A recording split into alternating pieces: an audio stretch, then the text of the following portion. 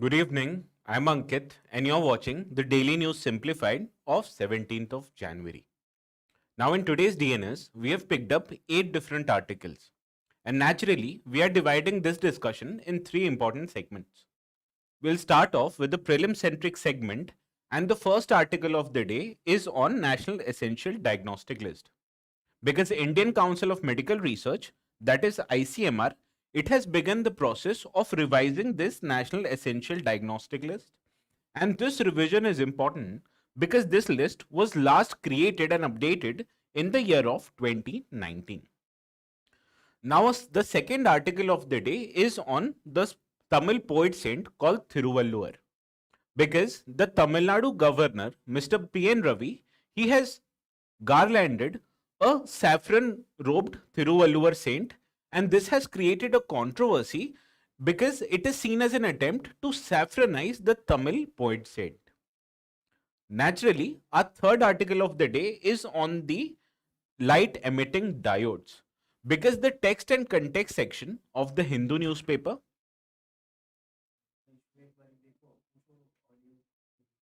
is are you students able to hear me, or is the audio okay?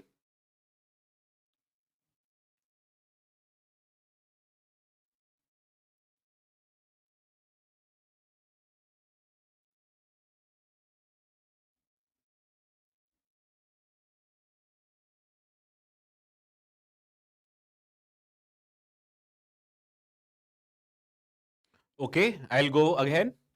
The third article of the day is on light emitting diode because the text and context section of the Hindu newspaper, it covers a detailed article on advantages and applications of these LEDs, as these LEDs are at the heart of our various electronic devices. Hence, we will discuss a model question framed on these very LEDs. And then we'll move to the main centric article of the day, and the first article is on gig economy. And this is in news because the Haryana government, it has brought a bill which will establish the welfare board for gig workers. And this particular step is important for providing social security benefits to these gig workers, and hence it is also important from the perspective of gig economy. The second mains related article is on the issue of government debt, and more importantly, we have picked up this article from the Hindu Business Line newspaper. Now, this particular article, it deals with the importance of debt for India's economic growth, and it covers corporate, household as well as government debt. But for the scope of our today's discussion, we will pick up the government debt as the whole macroeconomic point of view and importance of government debt, and the need to make it sustainable is an important topic from GS paper 3 perspective. And after we'll deal with these main centric articles, then we'll move to summary of 3 important op-ed and IE explained articles. The first article is why Kashmir is without snow, and this article is covered under IE explained section. Whereas the second summary will be on under guise of gender justice, and it also appeared in the Indian Express because here the author, she dissects the Assam government's policy, which according to Assam government favors the gender justice. Then we'll move to the third article of the day, which is on the Davos Man and South, and this article was written by C. Raja Mohan. And in this article, the author, he emphasizes on creation of the new world order and the amount of opportunity it creates for a country like India. Hence, we'll summarize these 3 articles before concluding our today's discussion. Hence, let us start our today's discussion with this first article of the day, and this article, it appeared in page 14 of the Hindu newspaper. Now, as again I've highlighted, ICMR, which is Indian Council for Medical Research, it has begun the process of revising the National Essential Diagnostic List. What is ICMR and what is this National Essential Diagnostic List? Let us discuss this before solving the model question. Now, this ICMR, it is an autonomous body which is registered under the Society Act of 1860. And this body, it is fully funded by Government of India, and this body, it functions under Ministry of Health and Family Welfare. Now, as this is an autonomous body and created under Societies Act, hence it is not statutory in nature. And also, this body does not discharge any regulatory function, hence it is also not a regulatory body. Now, this ICMR, it is responsible for formulation, coordination and promotion of biomedical research in India. And this body, it is also in charge of revising the National Essential Diagnostic List. Now, what is this NEDL? This NEDL, it contains most essential and most basic of tests which are there in the healthcare sector, and it is prescribed for all levels of healthcare, which ranges from tertiary, secondary, primary, and also at the lowest center, that is a health center at village levels. Now, where this National Essential Diagnostic List emerged from? This list, it emerged from WHO's Essential Diagnostic List, which was brought forward in the year of 2018. And in 2019, ICMR, it came up with the National Essential Diagnostic List, which contains these essential diagnostic list tests and also some tests which are important from Indian perspective. Hence, it adds some tests from this essential diagnostic list. Now, let us solve the model question which we have curated on this ICMR and National Essential Diagnostic List. And this particular model question, it is modeled on the PYQ of the year 2022, where a question appeared on India Sanitation Coalition. Hence, let us solve this model question. The first statement, it says that Indian Council of Medical Research, it is a statutory body, which I have already highlighted in this discussion is an incorrect statement, because this is a autonomous body which was created under Societies Act of 1860. Hence, it is not a statutory body. The second statement, it states that National Essential Diagnostic List, it lists essential tests that should be available at tertiary level of healthcare facilities only. Again, this statement is incorrect, because these tests which are mentioned in the NEDL, it is available at all levels of healthcare, which includes tertiary level, but it also includes secondary and primary level health facilities. Hence, second statement again is incorrect. Now, the third statement, it states that the NEDL is entirely based upon first edition of Essential Diagnostic List released by WHO.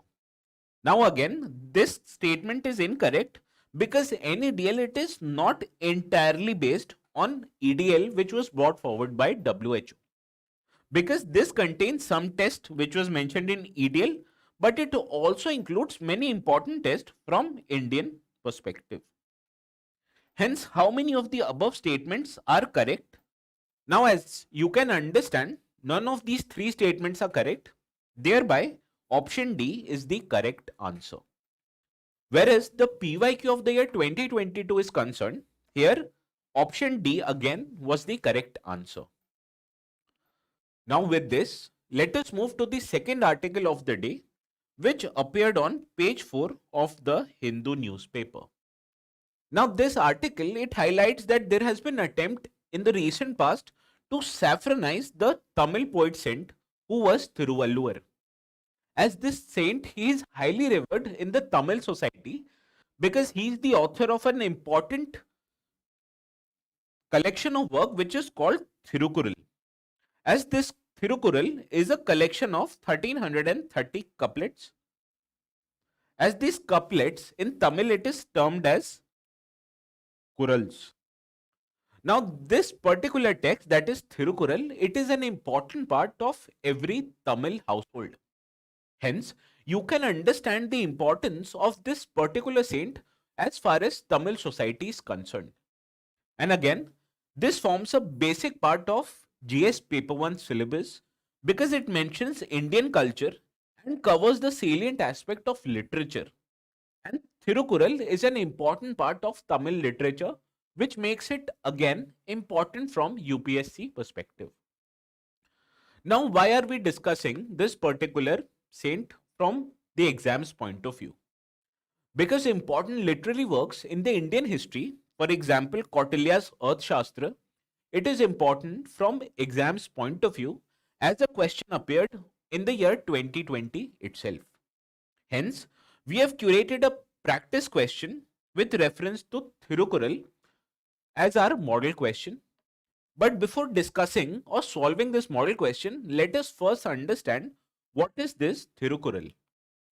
Now, this Thirukural, it was written again by the Tamil saint, which was Tiruvallur. And this particular piece of literature, it contains 133 sections, and each of these sections are consists of 10 couplets each.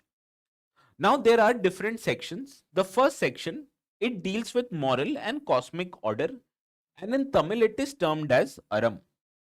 Whereas the second section of this particular work, it deals with statecraft, warfare and economic activities. And this is again in Tamil termed as Porul. Whereas the third section of this work, it deals with aspects of pleasure, and in Tamil it is termed as Inbam.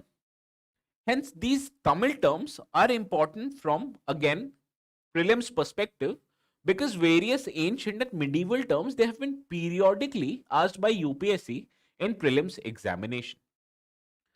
Again, this particular work, that is Thirukural, it attributes the highest importance to Patai, which is a Tamil term for army. And according to Thiruvallur's Thirukural, there are 6 elements which makes a particular state. The first and probably the most important element, it is termed as Patai, which is the Tamil term for army. Whereas other 5 terms, they are Kuti, which deals with subjects, Aram, which deals with fort, Kul, which deals with treasure, Amaiku, which deals with ministers, and Natpu, which deals with allies. Hence, now that we have taken a brief overview about this Thirukural piece of literature, let us now solve the model question on Thirukural. The first statement, it states that the Porul section of Thirukural, it discusses statecraft and warfare, which again is a correct statement because Porul section, it deals with statecraft, warfare and economic activities of a state. The second statement, the term Patai in Thirukural, it is associated with army. Again, this statement is correct because the work Thirukural, it gains or it attributes the highest importance to Patai, which is the Tamil term for army. The third statement, Thirukural is attributed to Sangamera poet Tolka Pair. Again, this statement is incorrect because Thirukural was written by Tiruvallur saint. Hence, how many of the statements given above are incorrect? Now, only third statement is incorrect. Thereby, option A is the correct answer to this model question. Whereas the PYQ is concerned, here option B was the correct answer. Sorry. Let us move to the third article of the day, which appeared on page 11 of the Hindu newspaper. And this article, it highlights the importance and application of light emitting diodes, which is abbreviated usually as LEDs. As these LEDs, they are available everywhere. From our mobile phones to your laptop screens, LEDs, they power everything. Hence, they are important from modern technological point of view. And also, it is important from GS paper 3 syllabus because the syllabus itself, it mentions science and technological developments and their application in everyday life. And again, this LEDs, it was given, the development of blue LEDs, it was given a Nobel Prize. Hence, a question appeared in the mains also. Thereby, this LED topic, it is very much important from prelims perspective. Now, what are these LEDs? Let us discuss this very briefly. Now, as you know, a semiconductor, which is usually are of two types. The first type, it is called as a p-type semiconductor, which consists excess of positive charge protons. Again, the second type of semiconductor, it is termed as n-type semiconductor, which contains excessive negative charge electrons. And with these p-type semiconductors and n-type semiconductors, they are fixed or attached together, it forms an active layer, which is termed, or which you can see from this diagram. Now this active layer, it is termed as PN junction. Now when you pass or when you attach these particular p-type and n-type semiconductors and you give them some kind of a potential difference, these electrons, they start flowing from n to p-type semiconductors. And this flow or movement of electron creates what you can call an electric current. And this is particularly important as far as light emissions are concerned. Because basically at an atomic level, there are two types of states which an atom can exist. The lower state, it is termed as a steady state. And when you pass energy to an atom which is at steady state, it will gain energy, and this is termed as an excited state of an atom. Hence, to move again from excited to steady state, this atom will emit energy, and this energy will be emitted in form of photons. Now this emission of photons, it is responsible for emitting light, and this is what the basic principle of LEDs depict. Now there is a difference of energy between the steady and excited state, and this is called as energy gap. The larger is the energy gap, the higher is the frequency of light emitted. Hence, these LEDs, they emit red, green and blue types of lights. And according to frequencies, blue light has the highest frequency. Hence, in a semiconductor, which has the highest energy gap, it emits blue light. And this is what basic principle of LED functioning is all about. Now these LEDs, again, as the article highlights, is important from our day-to-day perspective, because these LEDs, they are higher energy efficient. As these LEDs, they have more than 5 times high energy efficiency as far as fluorescent or other types of lights are concerned. Whereas these LEDs, they also have a longer duration, which means these LEDs, they can last for almost 25 times longer than traditional lights. Also, as soon as you supply energy to these LEDs, they light up instantly.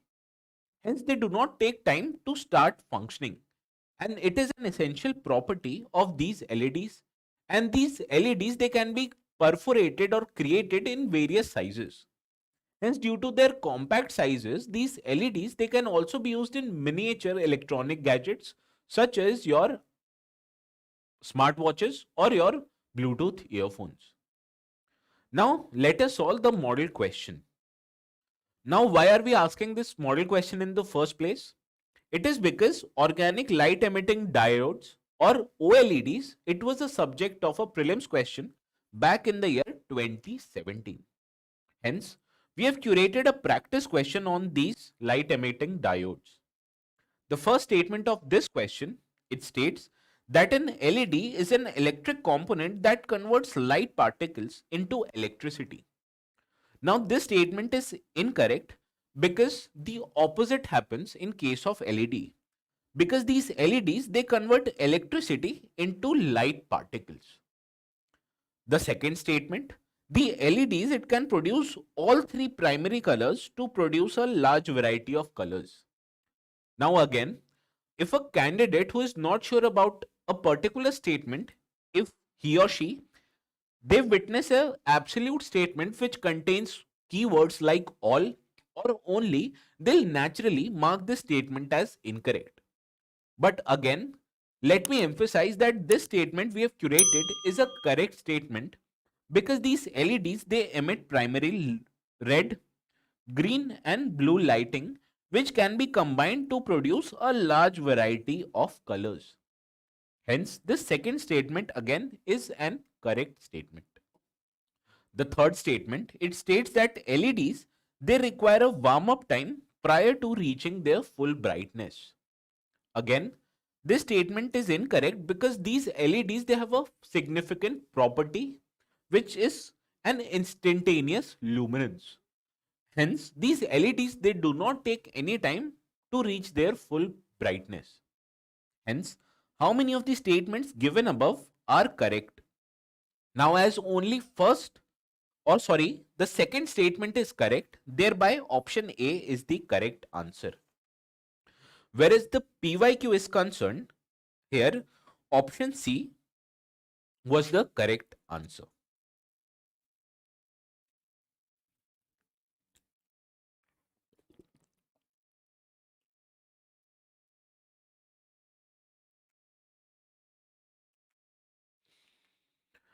Now, time in and again, we have witnessed few questions by you students in our comment section below. And these comments, they highlight that why are we dealing some topics in detail which stretches our DNS time to as much as 70 to 90 minutes.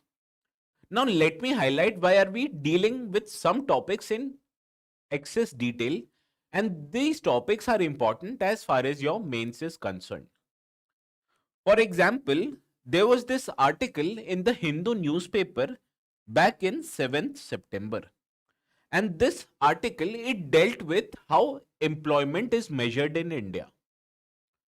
Now, this particular article, it was covered in our DNS on the same date.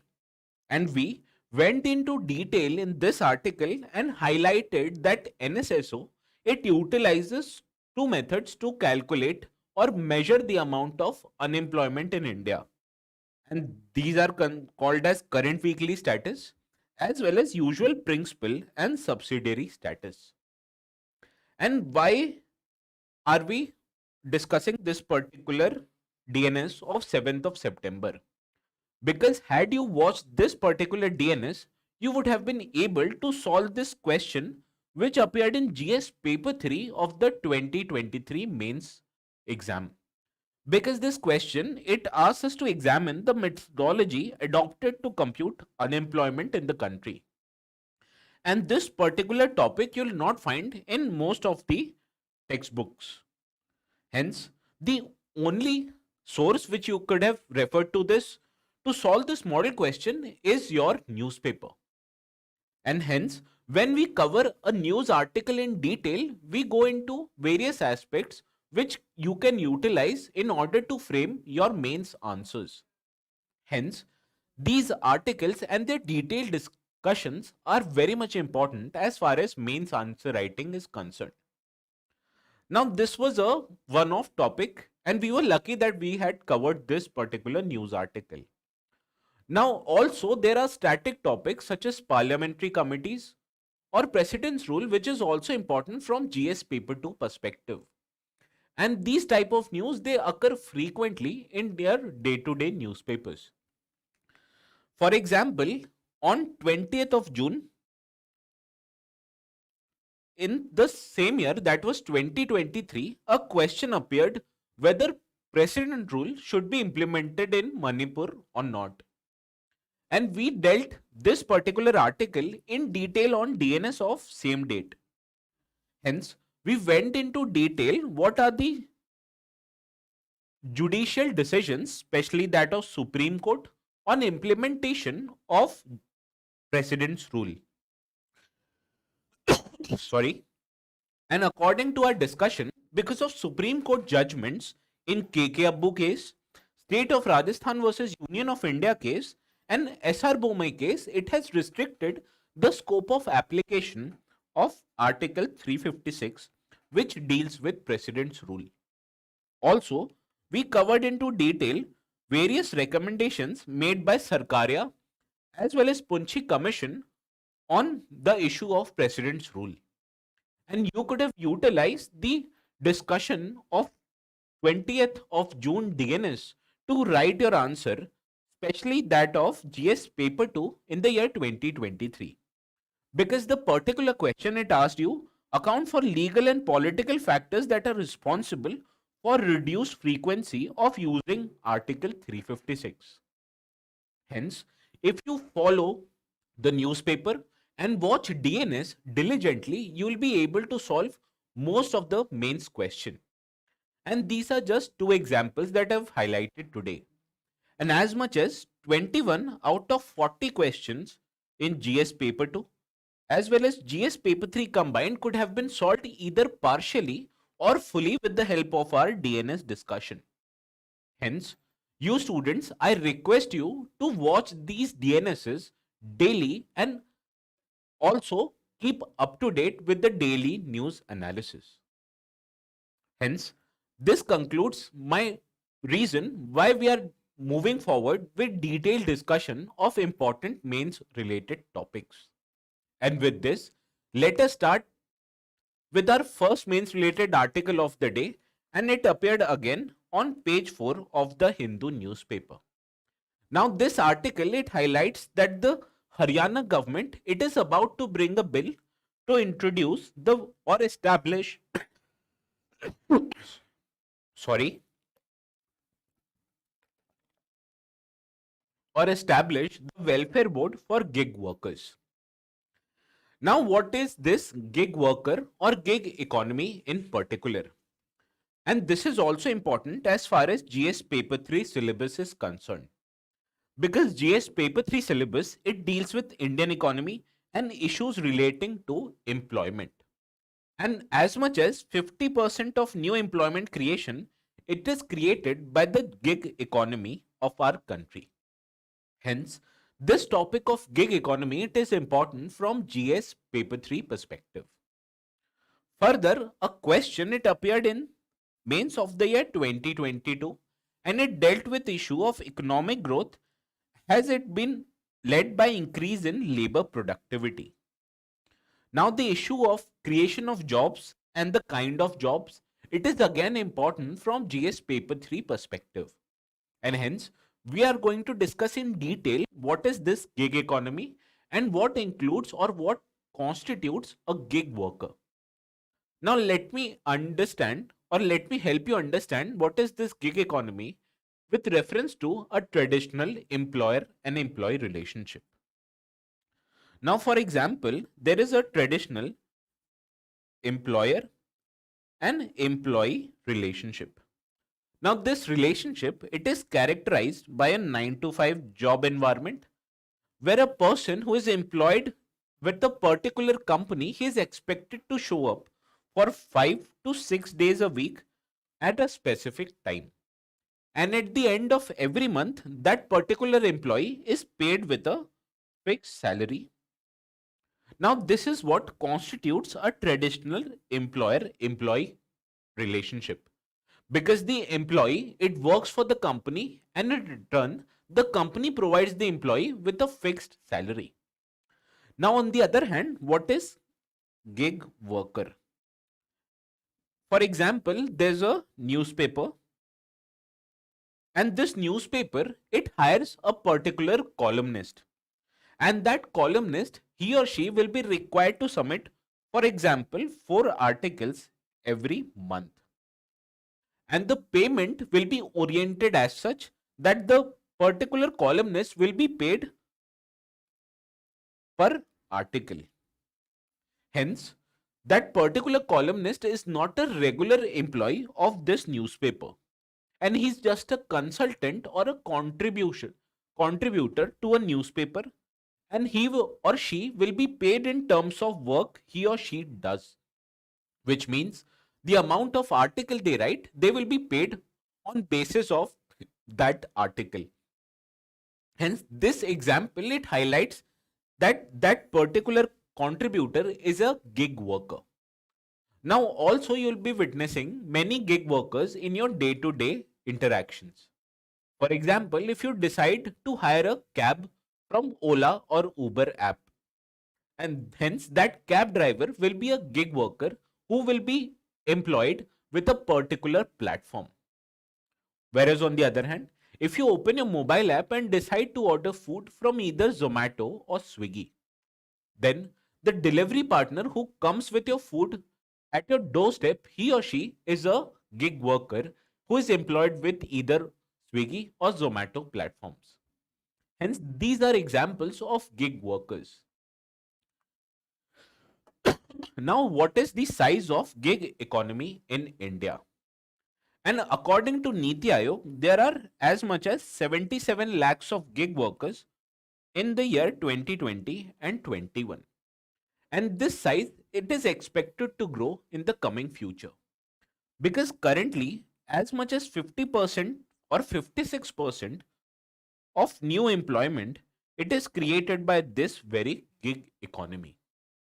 Again, this gig economy, it is expected to grow as much as 23.5 million in the next 3 to 4 years. And these sectors, they will be drivers of gig economy growth. Whereas in the span of 8 to 10 years, this size of gig workers, it is expected to constitute as much as 7 million gig workers. Hence, you can understand the size of gig economy, it is expected to increase manifold in the next few years.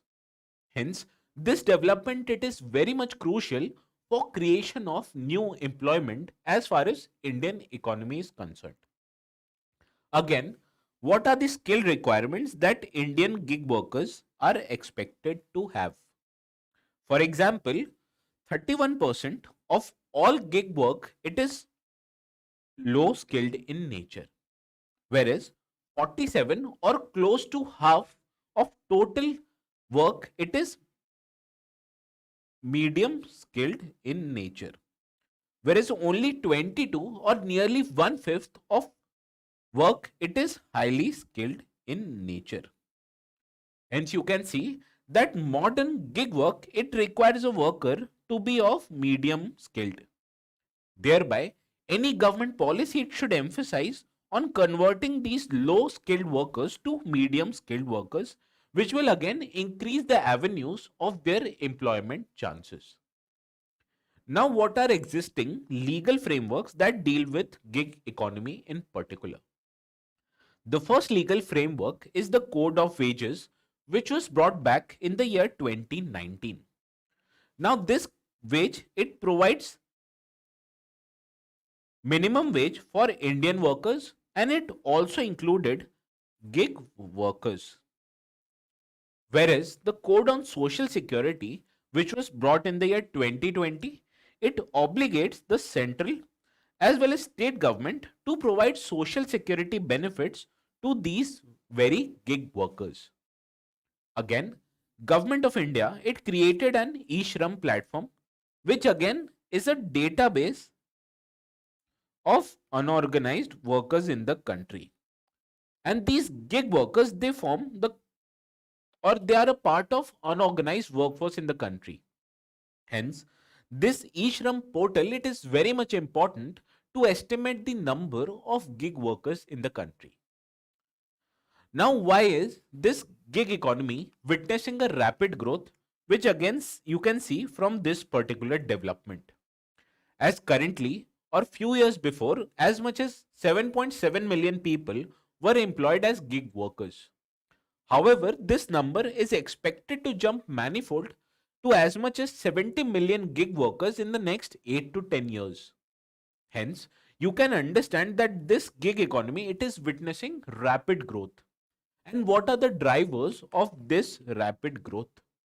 The first driver is that there has been a remarkable growth as far as digital communication is concerned.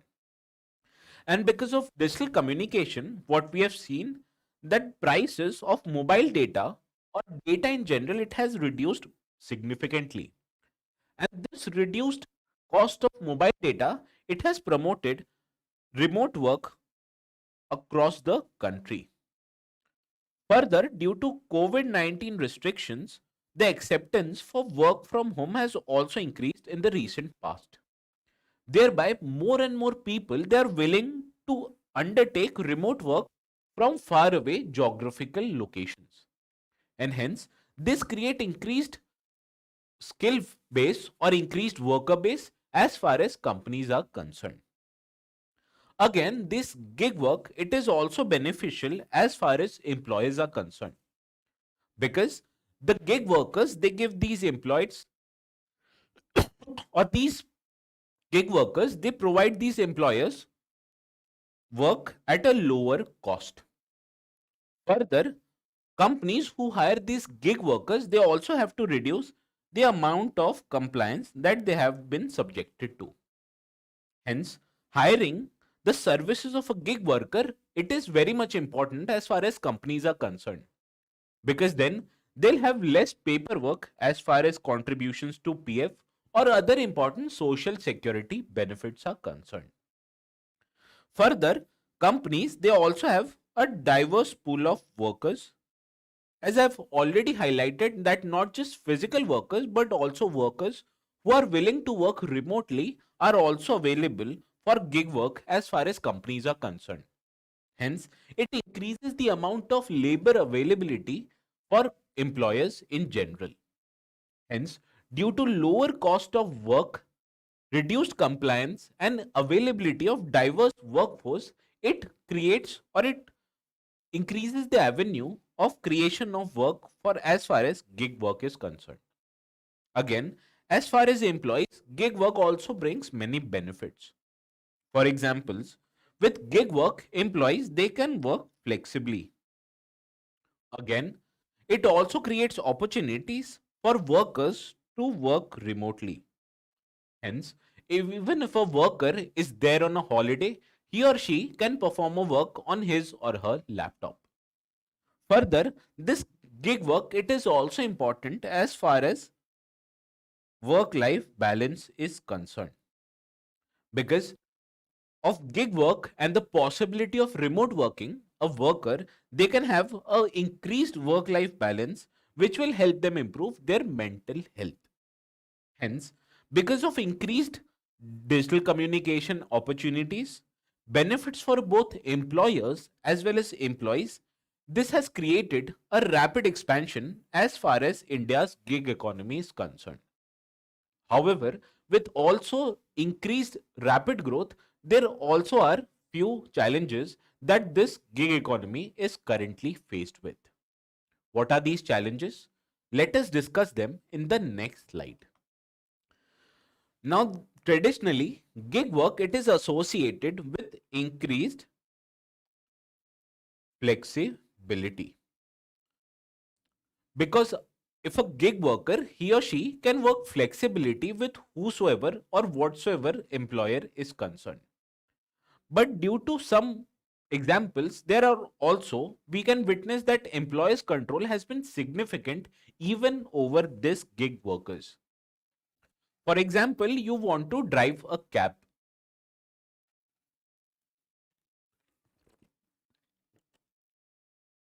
but you don't have a money to purchase a car. Hence, you go to ride hailing sites such as Ola or Uber and you ask them for a loan to enable you to buy a car. But when this loan for a car is provided by these platforms, then these platforms might obligate a car owner to drive for them for a periodic or a fixed period of time.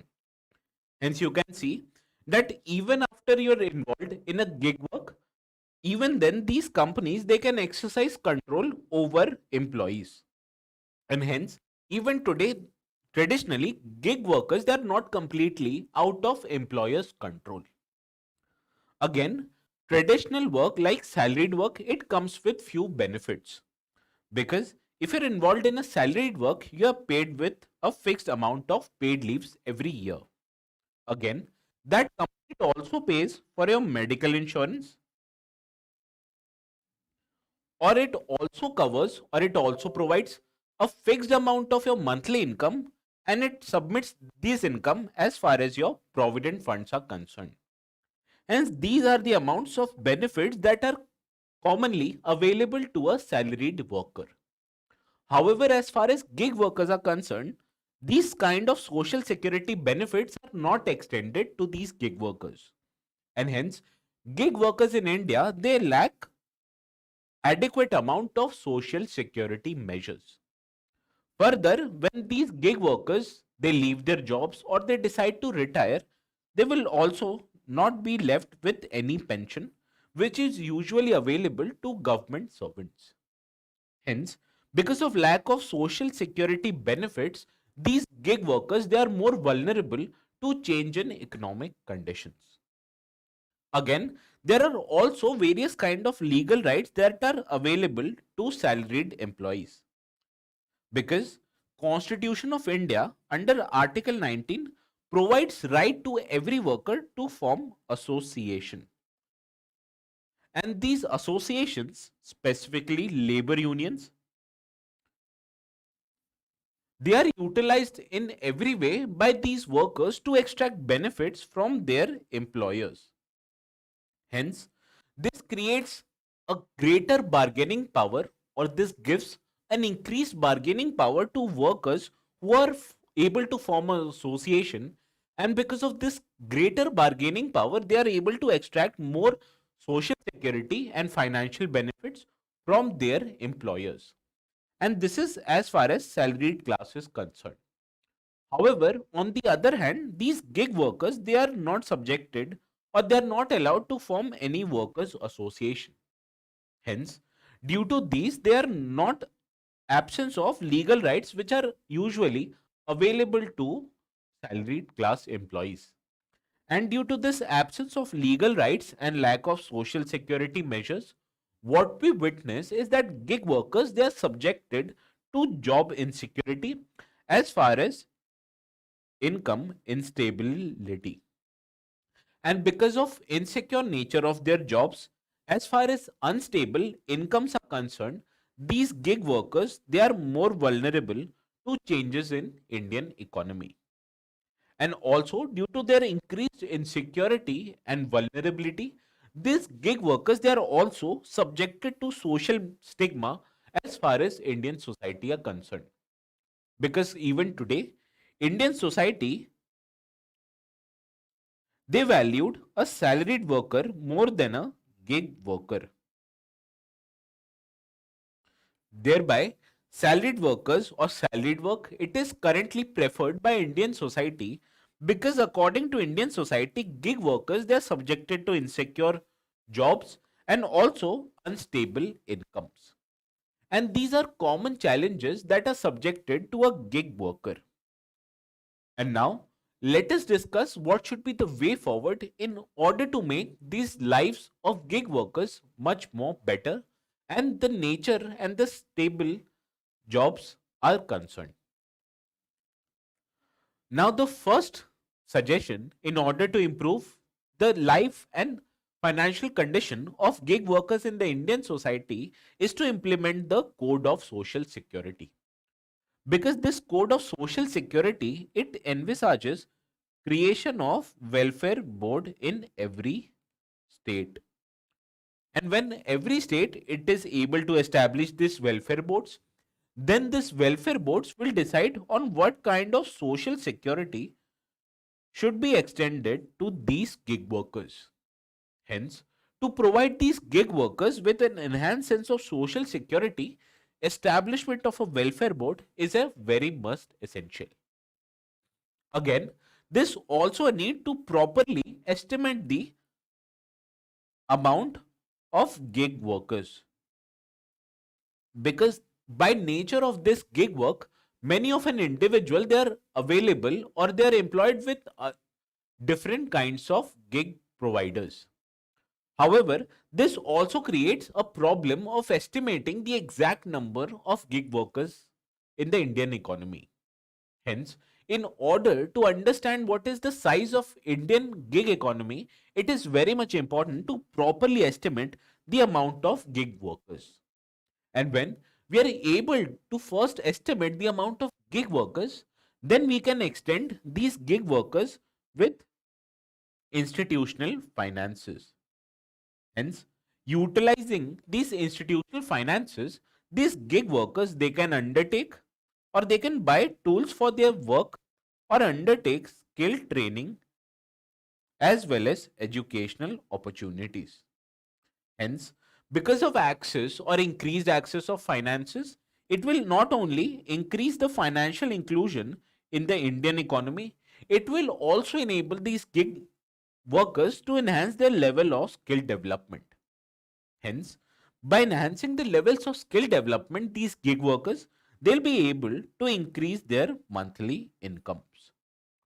Also, it is very much important to provide some kind of social security benefits to these gig workers, because by the virtue of their jobs, traditional or their gig employers, they are not contributing to their provident funds or their pension funds.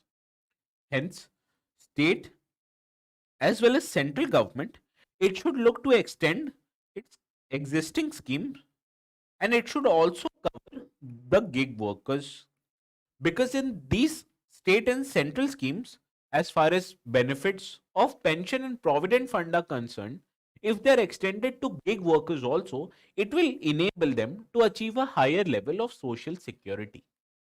Hence, by implementing the code on social security, properly estimating the amount of gig workers in the economy, increasing their access particularly to institutional finance, giving them the opportunity to improve their skill development, as well as increasing the avenues of social securities for them, we can make the lives of gig workers much more better.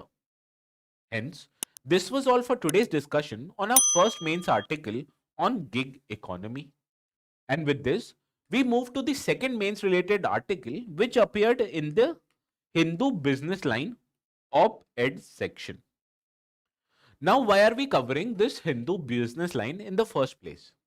Because the coverage of the Hindu and Indian Express today was somewhat thin as far as mains related articles was concerned.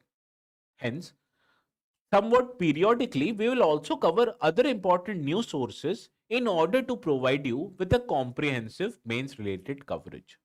And hence, today we have picked up a news article from Hindu Business Line, and this article, it deals with the levels of debt in the Indian economy, and it also emphasizes the importance of debt for India's economic growth.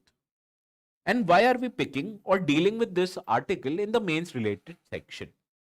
It is because the GS paper 3 syllabus, it deals with two important aspects. The first is issues related to mobilization of resources, and debt, it is an avenue to mobilize resources in the Indian economy. Again, debt, it also is an important part of government budgeting, because the amount of debt, it is reflected in the fiscal deficit of union government or a state government's budget. And hence, every government, it wants to reduce this fiscal deficit, which is very much important as far as India's macroeconomic stability is concerned. Further, the issue of debt, it is also intra-generational and intergenerational in nature, and it also affects the Indian macroeconomy as a whole. Hence, as far as this PYQ of the year 2020 is concerned, this particular news article, it is also important from mains perspective. Now, debt prima facie, it is very much important from economic growth point of view, because for example, you utilize your credit card purchases to buy, for example, an iPhone on easily monthly installments. And this is an example of debt which you utilize to purchase an electronic goods which is again manufactured and sold in India, and this creates consumption of electronic items. Further, an individual, he or she might approach a financial institution, and this financial institution might grant them auto or home loans. And utilizing this auto and home loans, that individual will either buy a house or a residential or commercial property or a two-wheeler or a four-wheeler.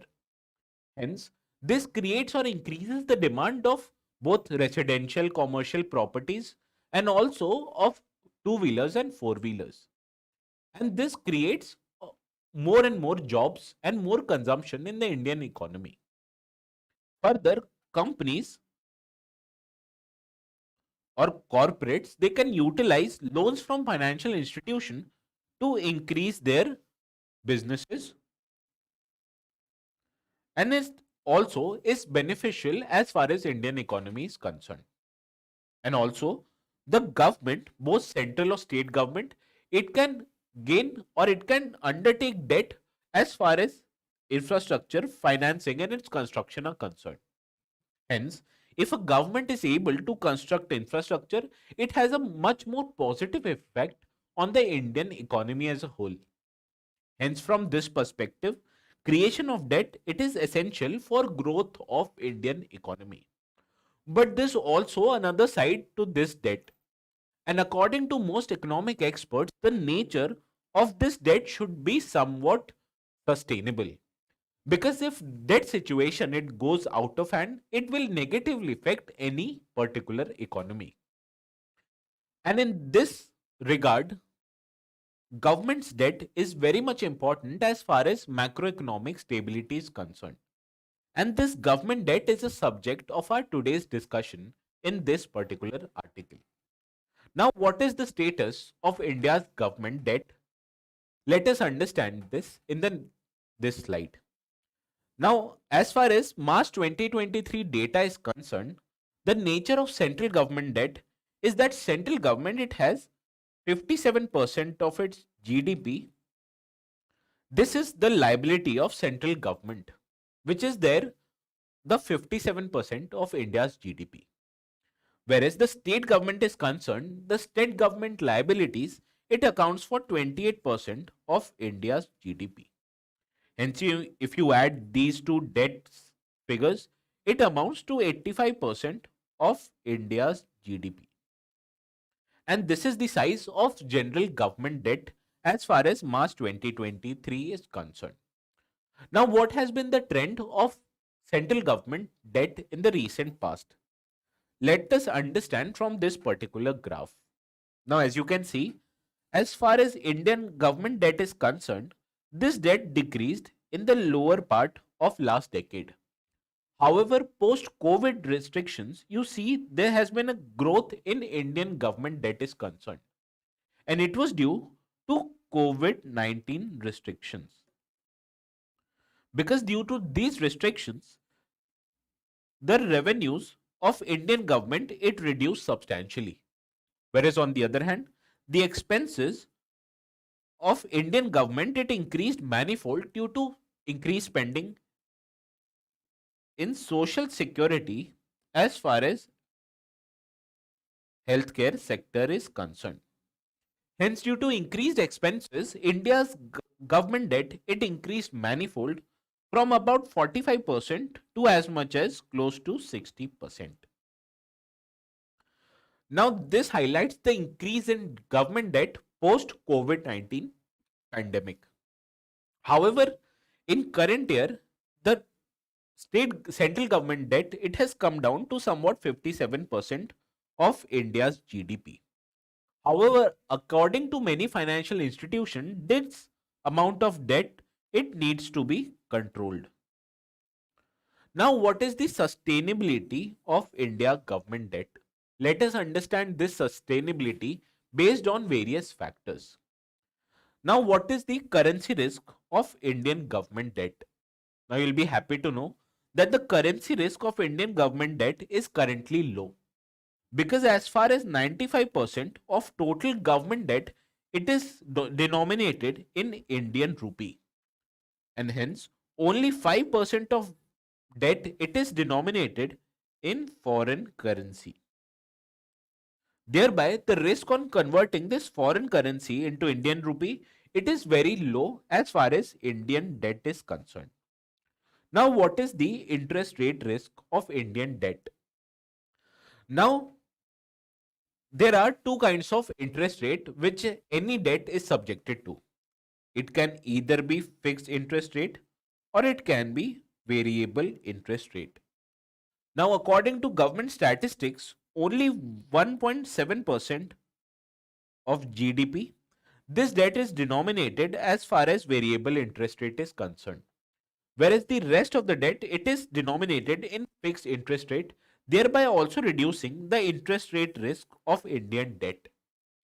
Now, what is the maturity profile of India government debt?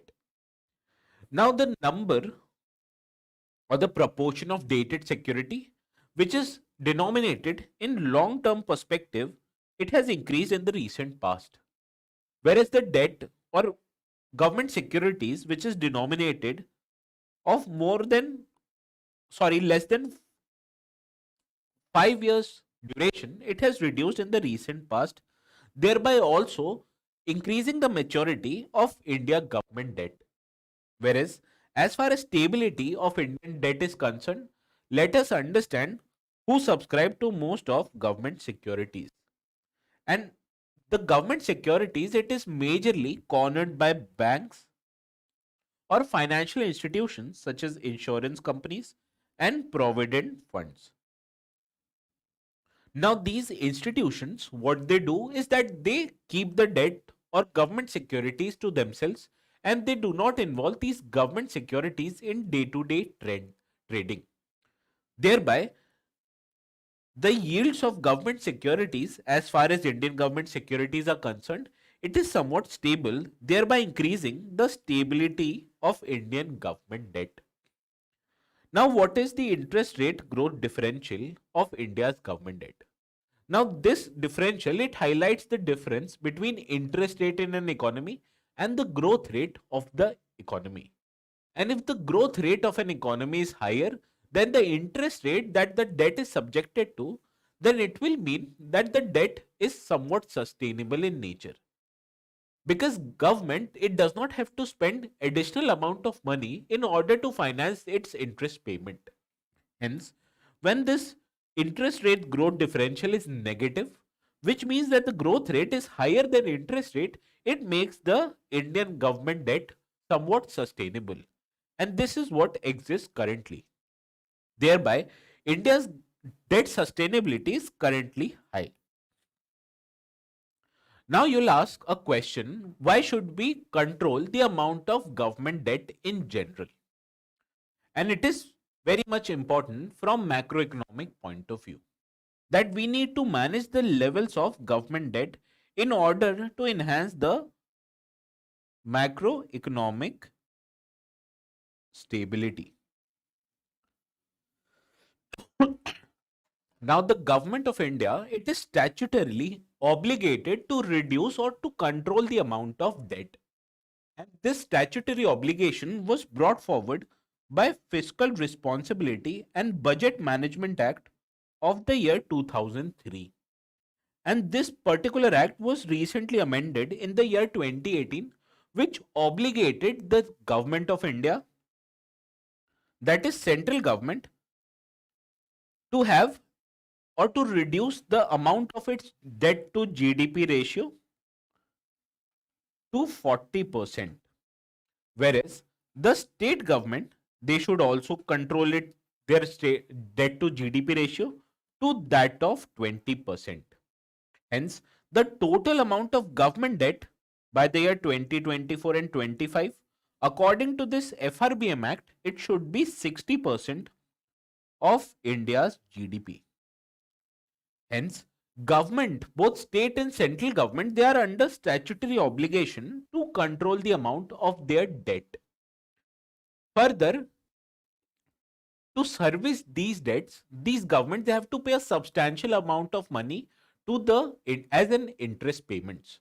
And this interest payment, it forms a part of revenue expenditure. And as far as 2023 is concerned, as much as 20% of total government expenditure, it is constitutes interest payments. Hence, you can understand if a 20% of a government expenditure, it is going to return just interest, then this will reduce the amount of capital expenditure by any government. Hence, interest burden, it forms a significant part of revenue expenditure, thus reducing the government's expenditure on more productive expenditures that are capital expenditures. Further, if any government it borrows more, then subsequently they also have to pay higher interest rate on their loans. And because of higher borrowing, it also increases the amount of interest rate which is paid by the government, which thereby increases the cost of borrowings.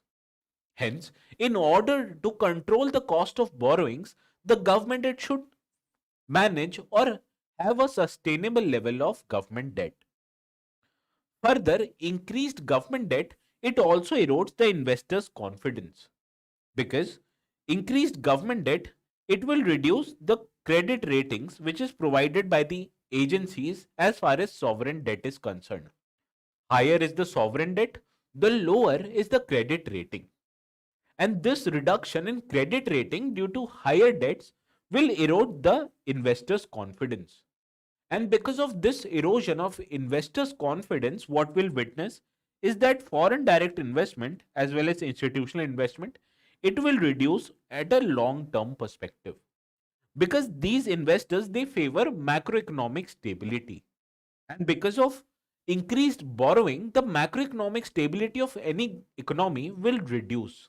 And this will endanger the amount of or the levels of investment in an economy.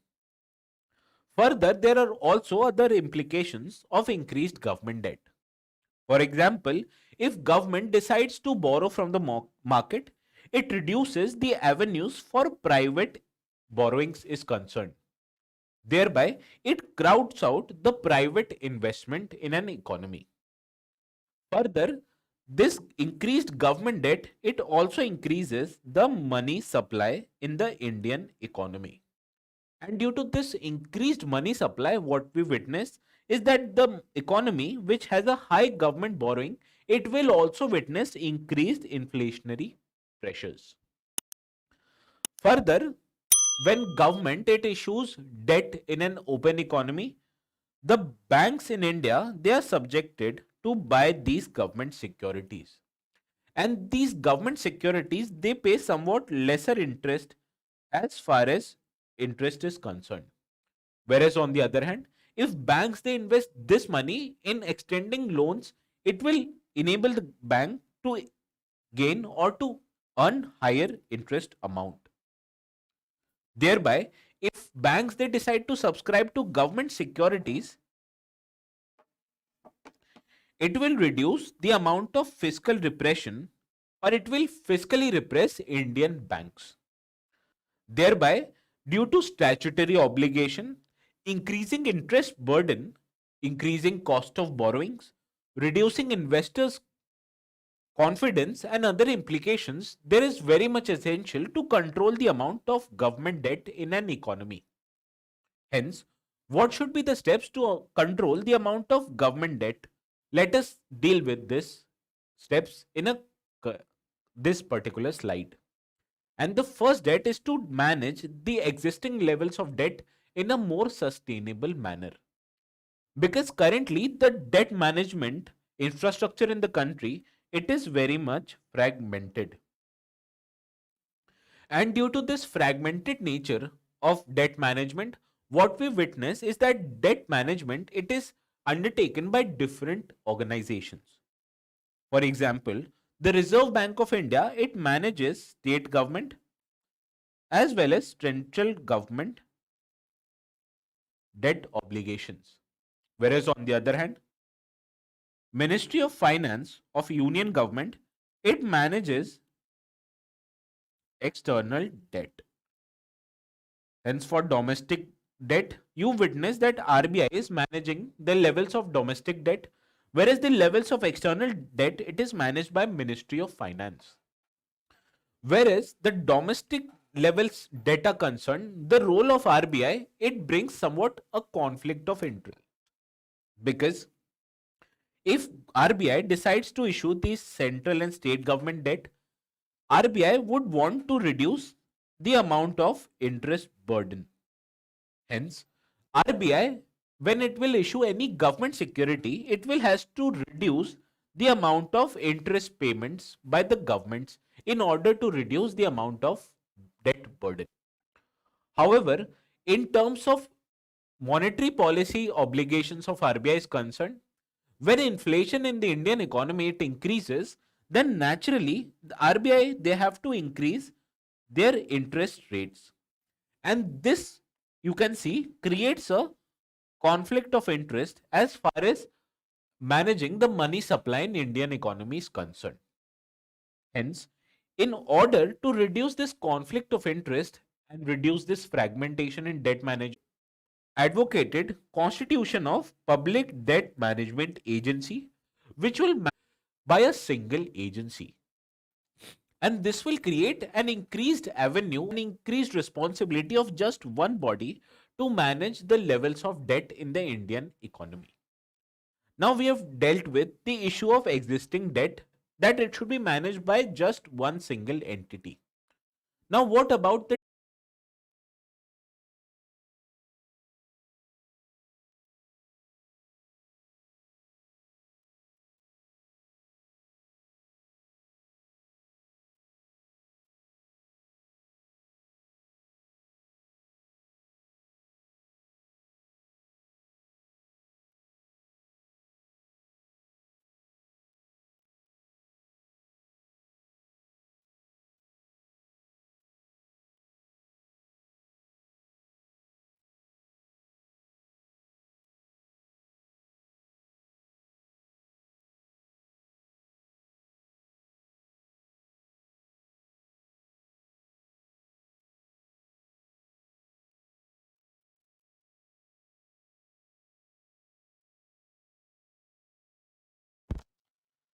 sorry, this this I explained article, it highlights that earlier the upper reaches of Kashmir region it was full of ice in the winter season, and this was a source of attraction for many tourists.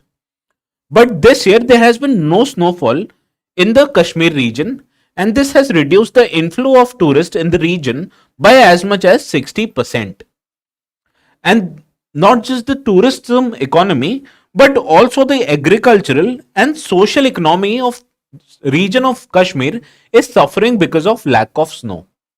And according to the article, there are two reasons for lack of snow.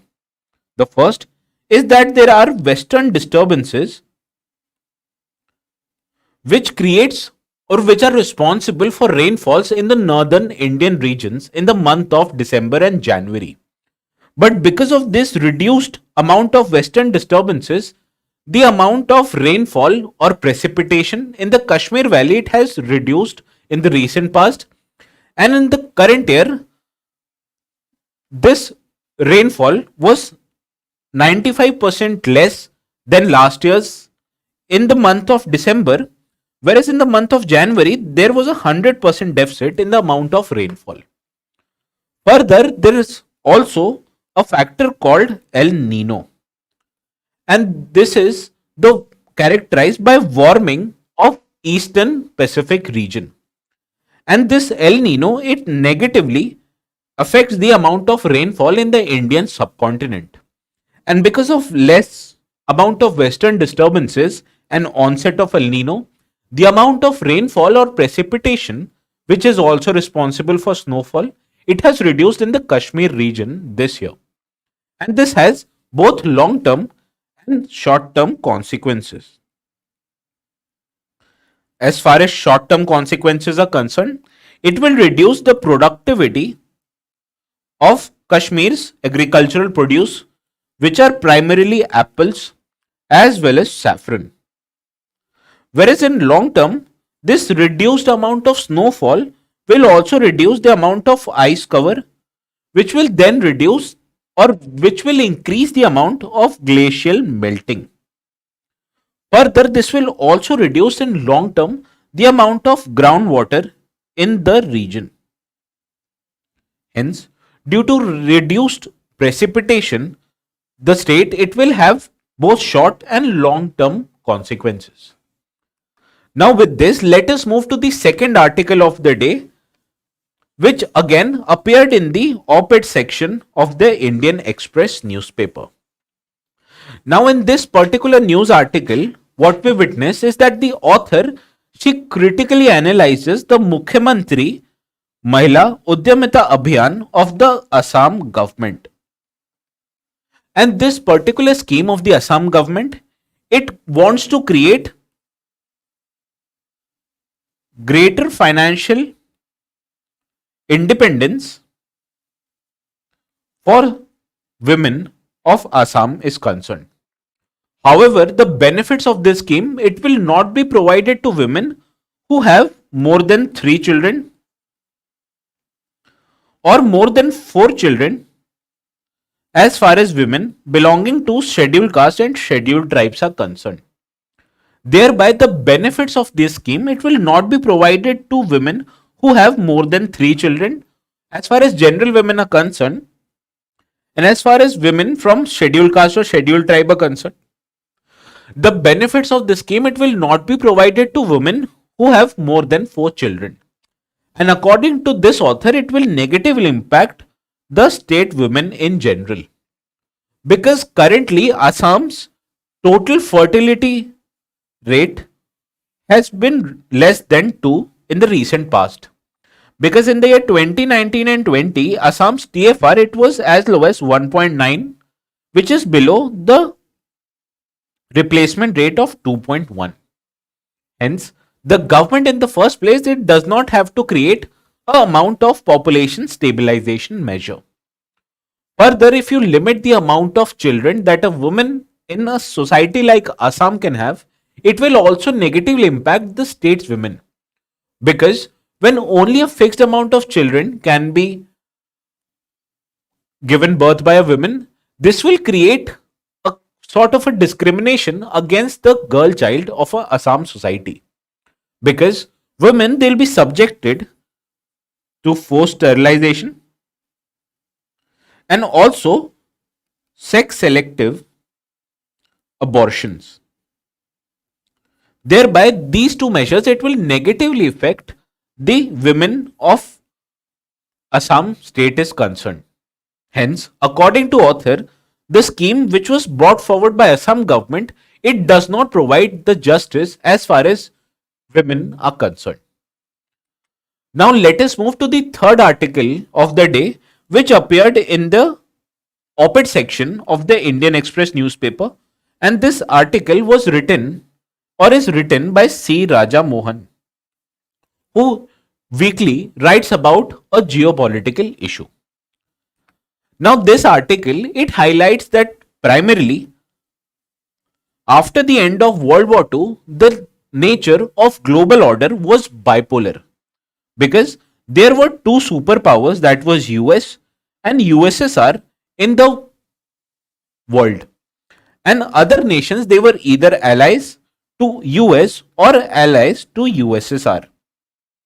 However, there was also a third separate group of nations, and these nations were known as non-aligned nations. And naturally, by non-alignment, these nations, they chose to either align by US or USSR on issue based. For example, India, it aligned with US in mid 1960s to attain or to achieve the amount of food grains from US. However, coming back to 1971, India decided to align with USSR to protect its territorial sovereignty and its national security. Hence, this non-aligned alignment of developing nations is concerned, it enabled them to align with either of the two superpowers based on the current circumstances. However, this bipolar world order, it was changed to unipolar world order as far as end of Cold War is concerned. Because after the end of Cold War, we saw emergence of just one superpower, that was United States of America. And this meant that United States of America, it was just single pole, and other nations, they engaged with this singular pole based on their conveniences. And in to brought forward their influence is concerned, US, it created a set of different institutions such as World Trade Organization. And these institutions, they forwarded what was known as Liberal Economic International Order or Liberal International Economic Order. And this order, it witnessed or it envisaged creation of free market economy as well as increasing the world trade. Hence, utilizing this liberal international economic order, what we saw was emergence of another significant power, which was China. Because this China, it became member of WTO and it enabled China to develop its economic potential, which again led to increase of China's size. And slowly by slowly, not just in economic point of view, but China, it was also able to achieve somewhat a level of strategic parity with the United States. And hence, when United States it felt threatened by this increasing influence of China, it decided to dismantle this very liberal international economic order, which was again in the first place created by US itself. Hence, what US did was that it started engaging with other regional powers such as ASEAN, India, as well as Middle Eastern nations. And currently, many regional organizations such as RCEP or India, Middle East, or Europe corridor, they are manifestations of US's engagement with other regional powers. And what these bodies they are intended to do is that they want to increase the supply chain resilience or in a way reduce their dependence on China. Hence, by engaging with many regional world powers, what the US is trying to do is that it is trying to check the increasing influence of China. And this creates opportunity for India to emerge as an alternative to China. Because utilizing the US's influence, India can have significant strategic as well as economic development. Hence, this was all for today's discussion in our Daily News Simplified. And with this, I'll take your doubts, which you can ask me in the comment section down below.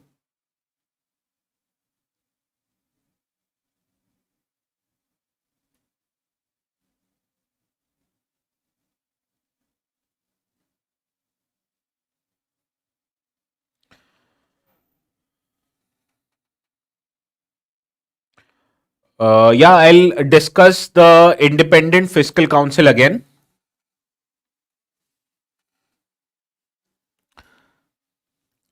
Now, again, I was highlighting that currently central government and state governments they decide on their budget on their own. Hence, when central government or state government they feel that they should currently increase their welfare expenditures, which again increases the debt burden of both central and state governments. Hence, when any central or state government they are involved in what is called a fiscal populism, they will increase their outgo in the welfare schemes and this will increase the government debt. Hence, we need to control this increasing or burgeoning debt by creating an independent fiscal council. Because what this independent fiscal council will do is that it will first of all define what should be the adequate level of government debt and it will assess the current levels of both central and state government levels of debt and it will analyze them with the given definition. And this will increase the transparency as far as debt management in Indian economy is concerned. Further, if any government they want to increase their debt level, they will have to engage with this independent fiscal council. Thereby, when we are able or we are able to create an independent fiscal council, it will reduce the incentives of both central and state government to expand their revenue obligations. Hence, this was what I wanted to discuss about the independent fiscal council.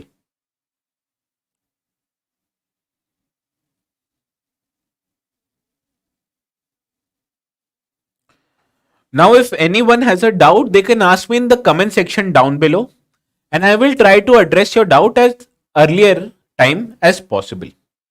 Hence, with this, let me bid you a very much good night.